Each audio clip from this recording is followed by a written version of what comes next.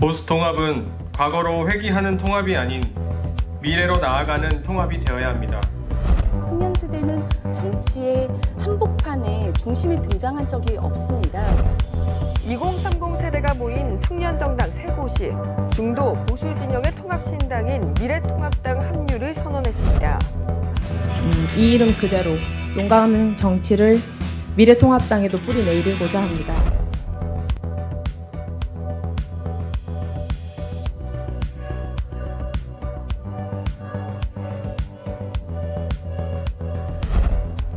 저는 이렇게 생각해요. 정당이라는 것은 어쨌든 정권을 획득하기 위해서 노력을 하는 집단이고, 그렇다면은 이 유튜버들은 그래도 이제 금전적 목적이 또 있고 이러다 보니까 지향점이 달라요.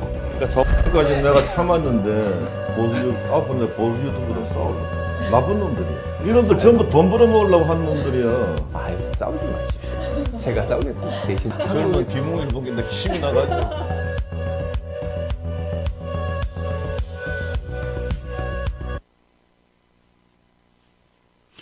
여러분 안녕하세요.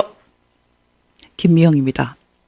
오늘은 제가 전환기 정의 연구원장 김미영입니다. 이렇게 소개하고 싶습니다. 오늘 제목이 5.18과 세월호 재단에 봉헌하는 미래통합당 청년들의 정체 이렇게 되어 있거든요. 여러분 오늘 이 썸네일 이 사진 다시 한번 보시겠어요? 저희 오늘 제가 이 강의의 주제로 택한 5.18과 세월호, 5.18과 세월호의 재단에 봉헌하는 미래통합당 청년들의 정체 이렇게 되어 있거든요. 이 썸네일을 미리 보신 분들은 와 이거 좀 심각하다 이런 느낌을 주는 그런 화면일 거예요.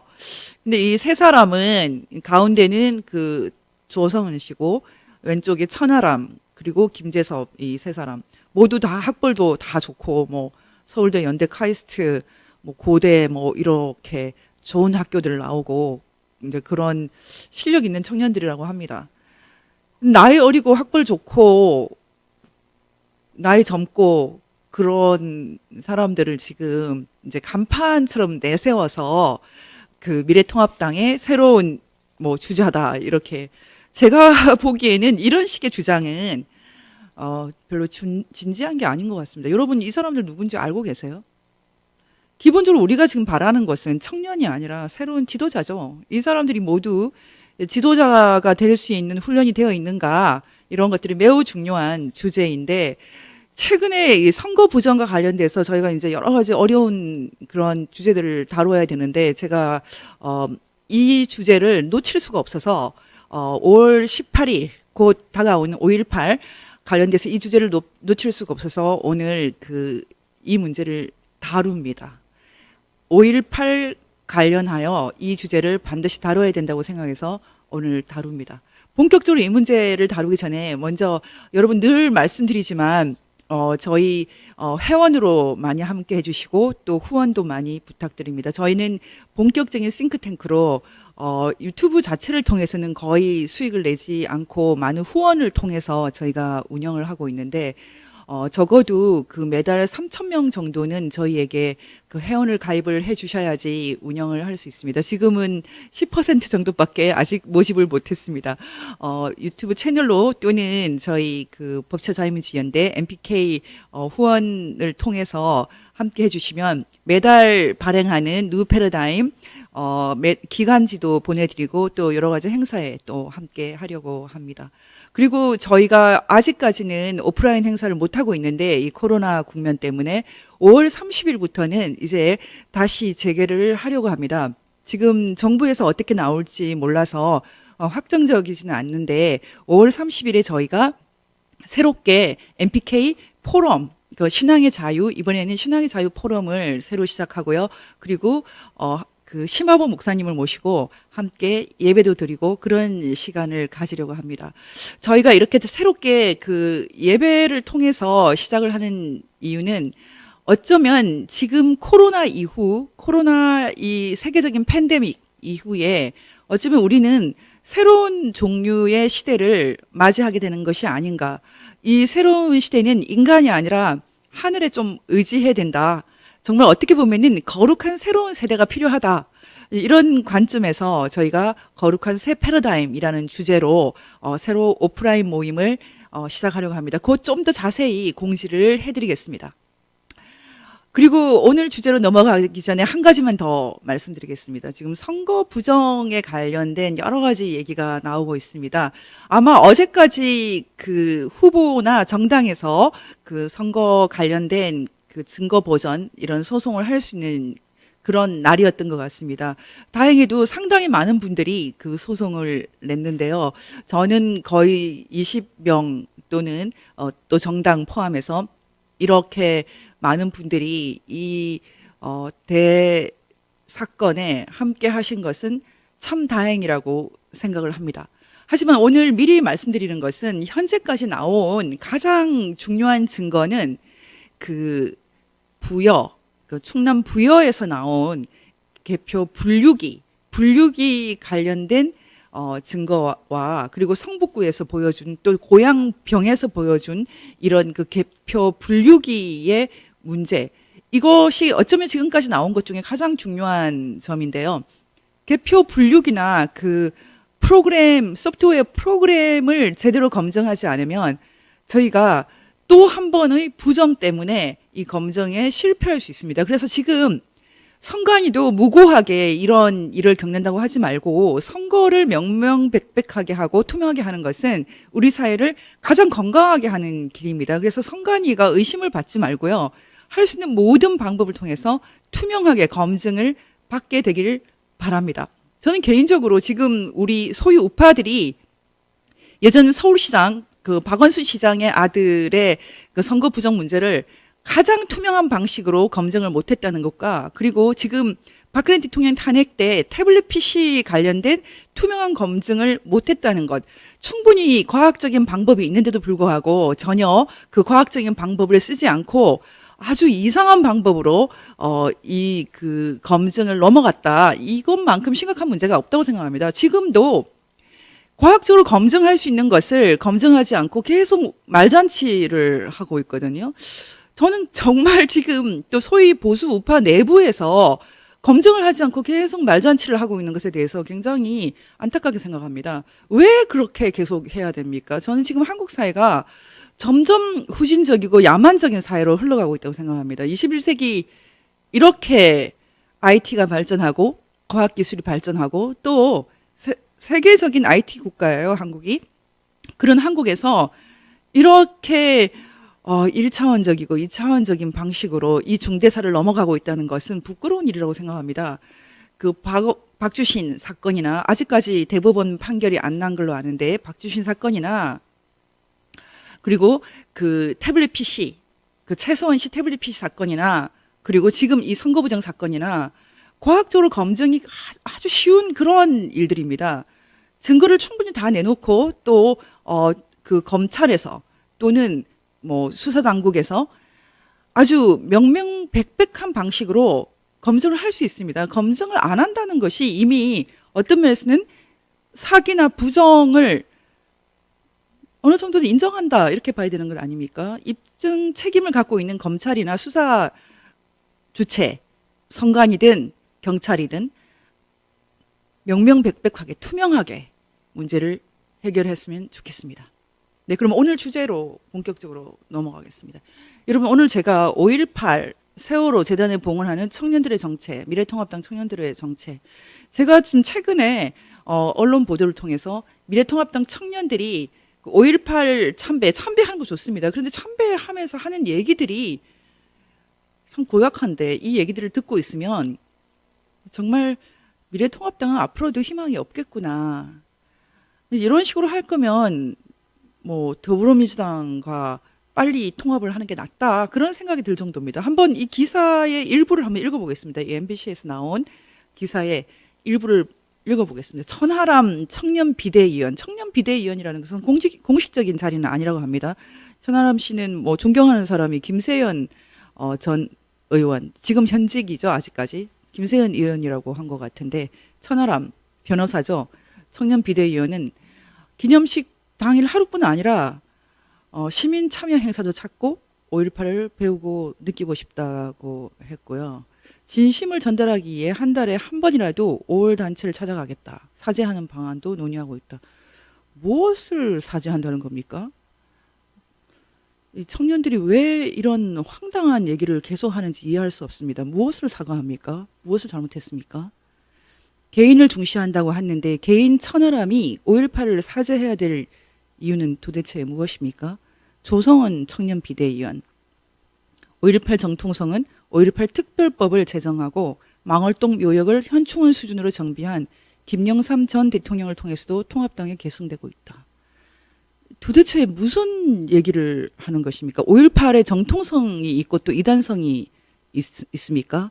그럼 한번 물어보겠습니다. 5.18의 이단성은 도대체 무엇입니까?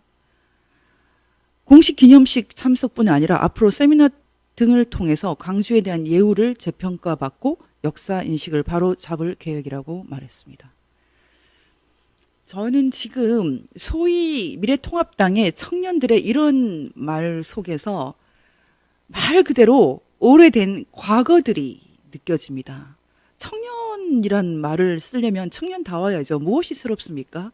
제가 보기에는 이 5.18에 대한 이 사람들의 정말 뭐 그 이전 세대도 하지 않았던 이런 그 신화화, 뭐 거의 우상화에 가깝습니다. 이런 행동들은 사실은 이들이 아직까지도 운동권, 공산 운동권에 있는 것이 아닌가 저는 그렇게 생각됩니다. 얘기가 나왔으니까 지금 이제 미래통합당에서 내세우고 있는 이 새로운 브랜드 몇 사람 좀 더 보고 가겠습니다. 첫 번째 조성은 지금 이 기획은 데일리안에서 한 기획인데 뭐 명문대 출신이고 80년대 후반에 태어난 정치인들을 조명한다고 합니다. 조성은 씨 연세대 출신이라고 하는데요. 그랜드 비전을 디자인하며 준비할 것. 근데 이 사람이 페이스북으로 최근에 그런 얘기를 했어요. 개인적으로 김일성 역시 독립운동에 관한 민족 결속을 위한 위대한 지도자 중 한 사람이었다고 생각한다. 위대하다는 말을 함부로 씁니까? 도대체 어디서 어떻게 공부를 했길래 이런 황당한 얘기를 합니까? 한 1,000만 명 정도 죽이면 위대합니까? 당신이 지금 나라를 구했다고 합시다. 그리고 나서 한 1,000만 명 정도 죽여요. 그러면 위대하다는 말을 듣습니까? 지금 너무나 심각합니다. 이승만만큼 혹은 이승만보다 월등한 부분도 있다. 도대체 조성은이란 사람, 이 여자 도대체 뭐 하는 사람이에요? 이러고도 지금 미래통합당이 통합을 하겠다. 그리고 저를 지금 극우라고 말하겠습니까? 딱 제가 여기서 잘라서 말하겠습니다. 당신들 지금 영혼이 썩었어요. 정신이 썩었어요. 정치하지 마세요. 앞으로 조성은 씨가 정치를 하면 제가 가만히 있지 않겠습니다. 다시 공부를 하든지 떠나세요. 지난 70년 북한에서 있었던 일을 당신이 일이라도 안다면 이런 말이 나오겠습니까? 정신 차리세요. 제발 떠나세요. 천하람이라는 사람 최근에 순천에서 열심히 뛰었죠. 대구 출신인데 순천에서 뛰었다. 이런 패기는 저는 평가할 만하다고 생각합니다. 이런 패기조차 평가하지 못한다면 정말 뭐 미래통합당이 희망이 없겠죠. 그런데 이 사람 역시 5.18 상징화, 우상화에 굴복하면서 그것을 새로운 보수라고 선언하는 것입니까? 그 전혀 아닙니다. 그리고 지금 이번 서울에서 공천을 받았던 김재섭 씨. 아주 똑똑한 사람이에요. 표현들이 책을 굉장히 많이 읽었다라고 생각이 들었어요. 그런데 이 사람도 보수 철학 하는데 자기가 어느 나라 사람인지를 몰라요. 지금 대한민국이 어떤 나라인지 알지를 못합니다. 제가 오늘 이 자리에서 딱 말씀드리겠습니다. 당신들 정치하지 말고 공부하세요. 지금 공부해야 됩니다. 지금 이 시대는 어떤 면에서는 지구가 둥글다. 코페르니쿠스가 지구가 둥글다. 그리고 태양을 지구가 도는 것이다. 이런 얘기하기 위해서 목숨을 걸고 또 지구가 돈다. 갈릴레이가 그런 말을 하면서 목숨을 걸었던 그런 시대에 가깝습니다. 패러다임 체인징 시대거든요. 근데 당신들은 지금 기성 정치인들, YS 같은 기성 정치인들, 김무성, 김세연, 하태경 이런 기성 정치인들이 만들어 놓은 패러다임을 그대로 답습하면서 청년하고 있지 않습니까? 그리고 기본적으로 나이 얘기하는 건 부끄러운 얘기입니다. 여러분들 선진국에 한번 가보십시오. 나이 얘기하는 사람이 어디 있습니까? 청년이라는 이름으로 어떤 세력에게 봉사한다면 부끄러운 일입니다. 제가 오늘 이 자리에서 여러분들에게 말하겠습니다. 정치하시려면 다시 공부하고 하세요. 어디서 김일성이 이승만보다 낫다는 그런 식의 말을 하면서 보수당에 들어옵니까? 용서할 수 없어요. 조금 돌아가서 얘기하겠습니다. 여러분 지금 한국에서 청년 하는 사람들은 딱 모양이 정해져 있습니다. 그러면 이 사람들을 이 정말 듣도 보도 못했던 이 청년들, 청년 파리들 어떤 계보 속에서 등장하는지 제가 잠깐 보겠습니다. 한국의 청년, 소위 청년 정치 조직이라는 것은 하늘에서 떨어진 거 아니고 땅에서 솟아나온 것 아닙니다. 어떤 세력과 조직을 그 힘을 타고 가면서 들어오는 것입니다. 누가 위에서 데리고 들어오는 것이지 갑자기 솟아나는 것 아닙니다. 여러분 한번 보십시오. 기본적으로는 오래된 공산운동권이 있습니다. 지금 저는 선거 부정을 주도하는 세력은 공산운동권, 주사파 이전부터 있었던 대한민국 공산운동권, 그리고 북한과 연결되어 있는 세력, 정말 오래된 반대한민국 그 어둠의 세력들이라고 보고 있습니다. 그 사람들 한 사람 한 사람이 다 드러나겠죠. 저는 지금 김대중, 이해찬, 윤호중, 양정철, 박지원 이런 이름들 우리 다 기억해야 된다고 생각합니다. 그리고 그들의 하수인들. 대한민국이 우습게 보이지만 절대 우스운 나라가 아니라는 것 다 기억하게 될 것입니다. 이 공산운동권이 기본적으로 있습니다. 그런데 소련이 망하고 중국 공산당이 소위 말하는 자본주의화 길을 걸으면서 이 사람들이 모양을 많이 바꿨죠. 그것은 대한민국 내에 있는 공산운동권도 여러 가지 모양을 바꿨습니다. 전향인 것처럼도 하고 아니면은 보수화된 것처럼도 하고 했습니다. 그러면 지금 청년 정치 조직은 어떤 식으로 움직이고 있는지 보겠습니다. 일단 공산운동권 나 계속 할 거야. 난 이걸 진보라고 생각해. 그리고 정당에 진출하고 있는 그런 소위 젊은이들 아직 많습니다. 하나하나 불러드릴 필요도 없습니다. 이번에 해리스 대사 관절을 뛰어넘고 하는 사람들, 그 사람들이 나이가 어리지만 그 사람 뒤에는 여전히 오래된 공산운동권이 움직이고 있습니다. 동가 조직을 갖고. 수십 년 된, 100년 이상 된 대한민국 공산주의 운동권 세력이 지금도 남아 있습니다.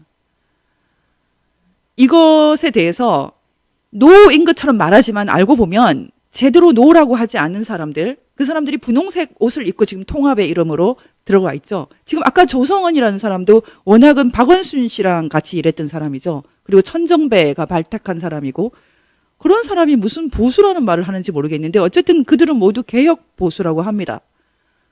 공산주의 운동권에 대해서는 NC, ND가 아니라 이제 김일성이 더 이승만보다 낫다는 말까지 하고 있으니 정말 제정신이 아니죠. 이 운동권과 비운동권이 사실은 합해 있죠. 특히 주사파, 전향했다고 하는 가짜 전향이죠. 전향 주사파와 도련님 계열, 돈 많은데 철없는 사람들, 유승민, 김무성, 김세연 등등 이 사람들이 개혁 보수, 뭐가 개혁인지 알지도 못하면서 그냥 개혁 보수랍니다. 이렇게 해서 하나의 세력을 이루고 있고요. 뒤에는 여전히 나이 많은 사람들, 이제 60대 된 사람들, 그 사람들이 움직이고 있습니다. 말만 청년이지 여전히 꼭두각시 같아요. 정말 자기 얘기를 하는 청년이 누가 있습니까? 이 세력 중에. 이 사람들 모두 북한 인권이라는 이름으로 이 정치 세력화되는 것 제가 자세히 알고 있습니다. 그리고 여러 차례 얘기를 제가 했거든요. 그리고 지금 이제 통합이라는 이름으로 소위 보수 정당에 진출을 했죠. 여러 가지 뭐 NGO라든지 이런 이름으로 활동을 하다가 정당에 진출을 했지만 여전히 이 사람 뒤에는 기성 운동권과 정치인들이 움직이고 있죠. 자율적으로 뭐 스스로 성장하고 있는 그런 청년 정치인 있습니까? 제가 보기엔 보이지 않습니다. 그렇게 생각하고 있다면 착각이죠. 그리고 공산 운동권과는 확실히 우리는 다르다. 우리는 뿌리가 다르다라고 생각하는 사람들 최근에 그 탄핵 국면에서 등장하고 있습니다. 더 이상 참을 수 없다. 워낙에 열심히 공부하고 열심히 그 자기 길 가는 사람들이 이제는 조금씩 세상에 관심을 갖고 있죠. 정통 자유우파, 정통 보수우파 중에서도 청년들이 등장하고 있습니다. 대표적으로 여러분이 뭐 늘 보시겠지만은 그 트루스 포럼 같은 경우가 대표적이라고 할 수 있죠. 기독교 배경이 많고요. 하지만 이 사람들은 정치 세력에 진출을 못합니다. 사실 이번에 제가 듣기로는 한교안 대표가 트루스 포럼이라든지 아니면 저희 MPK도 포함해서 이런 운동권, 운동권이 아니고 공산주의에 물들지 않았던 사람들을 정당으로 그 미래통합당이나 자유한국당으로 영입하려는 시도를 했지만 철저히 다 차단이 됐다고 합니다. 스스로도 그렇게 정치적인 어떤 권력 의지가 많지도 않은 것도 문제겠지만은 기존 정당의 패러다임 자체가 공산주의 운동권에 갇혀 있기 때문에 이런 사람들을 받아주지 않죠. 지금 이 모양 이대로 되어 있습니다. 지금 뭐 천하람, 뭐 조성원 이런 사람들, 5.18과 세월호 재단에 봉헌하는 이 사람들은 기본적으로 이 정통 보수 우파를 극우라고 부릅니다. 그 공산 운동권 입장에서는 자유민주주의자들이 다 극우로 보이는 거죠. 이 철없는 사람들에게 제가 한마디 하겠습니다.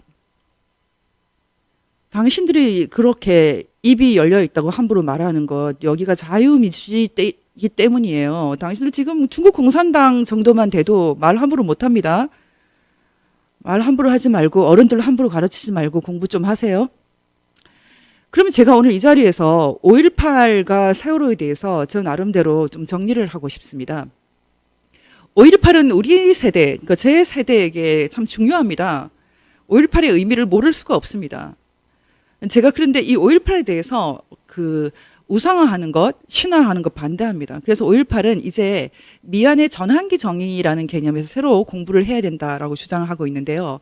5.18과 미안의 전환기 정의라는 강의를 제가 해뒀습니다. 여러분이 공부를 좀 하기를 바랍니다. 이 트랜지셔널 저스티스라는 이 개념은 너무 낯선 개념인데 사실 여러분 이 개념은 국제법 개념입니다. 국제 정치 개념이기도 합니다. 그래서 지금 이 개념은 따로 공부를 해두지 않으면 좀 이해하기가 어려운 개념이에요. 그래서 5.18과 미안의 전환기 정의라는 이 제 강의를 시간이 있는 분들은 꼭 좀 들어주셨으면 좋겠고, 그리고 함부로 지금 통합당에서 말하고 있는 소위 청년들 공부 좀 하십시오. 그리고 도태우 변호사님도 오랫동안 계속 공부하고 계시고 또 그 강의를 여러 차례 했어요. 강주 교도소 탈취 시도는 조작됐나 이런 강의도 하셨고 5.18 진상 규명의 3가지 쟁점을 저희가 VON에서 미리 강의를 해뒀습니다. 그래서 여러분들이 이 도변 정담을 찾아서 공부를 좀 하셨으면 좋겠는데 제가 정리를 하면 이렇습니다. 이제 5.18에 대해서도 마구마구 신화하고 한마디만 잘못하면 당에서 제명하고 이런 거 하지 마세요. 그건 정말 대한민국을 죽이는 행동하고 똑같습니다. 많은 지금 소위 보수 우파라고 하는 지식인들도 제대로 된 지식인이 없어요. 그래서 늘 흠을 잡죠. 5.18 그 진상 규명하시는 분들이 좀 과도하다라고 느끼게 말씀하시는 게 있거든요. 그렇지만 그것만 꼬투리를 잡아서 광신도 집단처럼 얘기를 하는데, 여러분 제가 말씀드릴게요. 광산을 캘 때요, 그 찾기 어려운 그런 좋은 강물일수록 캐기가 어렵습니다. 여러분, 다이아몬드 광산이 가장 캐기가 어렵다는 말이 있지 않습니까? 우리가 정말 중요한 진실을 찾아내는데 어떻게 늘 완벽하게 손만 대면 다 다이아몬드가 손에 잡히고 그런 식으로 진상 규명을 할 수 있어요? 진상 규명할 때 좀 틀린 얘기도 할 수 있습니다. 좀 과도한 얘기도 할 수 있고, 지금 선거 부정 얘기를 할 때도 소위 지식인이라는 사람들이 의혹 자체를 좀 규명하지 못하도록 방해하고 있는데, 도대체 무슨 짓을 하는지 이해할 수가 없습니다. 한꺼번에 모든 사람이 가장 맞는 얘기만 하는 것은 불가능하죠. 그래서 진상을 규명한다고 하지 않습니까? 진상을 다 알 때까지 조금 틀린 말도 하지만, 틀린 말 한마디 하면 잡아간다? 그게 어떻게 정상적인 사회입니까? 야만 사회죠. 지금 제가 이 자리에서 말씀드리겠습니다. 5.18 신화화 그만하십시오. 저는 이 트랜지셔널 저스티스, 이 전환기 정의로 논문까지 썼다고 하는 그 전 법무부 장관, 고명하신 전 법무부 장관이 5.18을 헌법 전문에 넣어서 떠드는 애들을 싹 조용시키자, 이런 주장을 했거든요. 정말 부끄럽습니다. 지식인이라고 할 수가 없습니다. 전환기 정의라는 것은 기본적으로 단계를 거치게 되어 있어요. 먼저 진실을 찾아야 됩니다. 진상 규명을 해야 되고, 그리고 할 수 있으면 사법 처리를 해야 돼요. 그리고 보상, 재발 방지, 이런 과정을 거치는 것을 진상 규명, 사법 처리 또는 진실위원회, 배상, 재발 방지, 제도 개혁, 이런 과정을 전환기 정의라고 부르거든요. 근데 지금 최근에도 5.18 진상 규명에 관한 특별법이 통과되었어요. 진상 규명조차가 안 됐다고 주장을 하면서 무슨 헌법에 5.18을 집어넣습니까? 그거 거짓말 아니에요? 이제 미국 국무부에서 드디어 5.18에 대한 자료들을 많이들 공개하기 시작을 했죠. 진상 규명해야 될 때입니다. 근데 벌써 문 닫았고 절하러 다닙니까? 저는 아니라고 생각합니다. 사람이 죽은 걸로 치면은 이번 코로나 때 더 많이 죽었어요. 5.18 때보다. 6.25는 아예 역사의 조개무지에 묻혀 있습니다. 천하람 씨, 조성은 씨, 이재섭 씨였나요? 6.25 공부 좀 하시죠.